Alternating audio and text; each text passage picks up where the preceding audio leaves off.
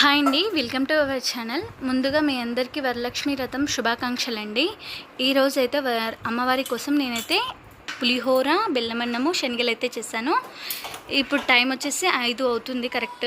First అయితే stove అంతా నీట్గా తుడిచేసి బొట్లు అయితే పెట్టుకున్నాను. ముందుగానే చెప్పాను కదా, నేను ఎప్పుడైనా దేవునికి ప్రసాదం చేసేటప్పుడు ఇలా చేస్తాను. స్టవ్ మొత్తం తీసి తుడిచి బొట్లయితే పెడతాను. ఫస్ట్ అయితే బెల్లమన్నం, చిత్రాన్నం అయితే చేశాను. బెల్లమన్నం అయితే అన్నం మెత్తగా ఉడికినాక అందులో బెల్లం, ఇలాచి పౌడర్ వేసి మంచిగా కలిపేసుకున్నాను. బెల్లమన్నం కూడా రెడీ అయిపోయింది. అన్నం అయితే వార్చేసాను చిత్రాన్నానికి. అవతల అయితే శనగలు అయితే పెట్టేసాను. శనగ గుగ్గిళ్ళు కూడా రెడీ అయిపోయాయి. ఇప్పుడైతే చిత్రాన్నంలోకి అయితే పోపు వేస్తున్నాను.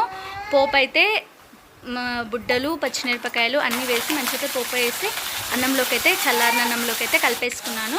చిత్రాన్నం కూడా రెడీ అయిపోయింది. ఇప్పుడైతే నాకు కరెక్ట్గా టైం వచ్చేసి 6:30 అయితే అయిందండి. వీడియో నచ్చితే లైక్ చేయండి, సబ్స్క్రైబ్ చేసుకోండి. ఉంటాను.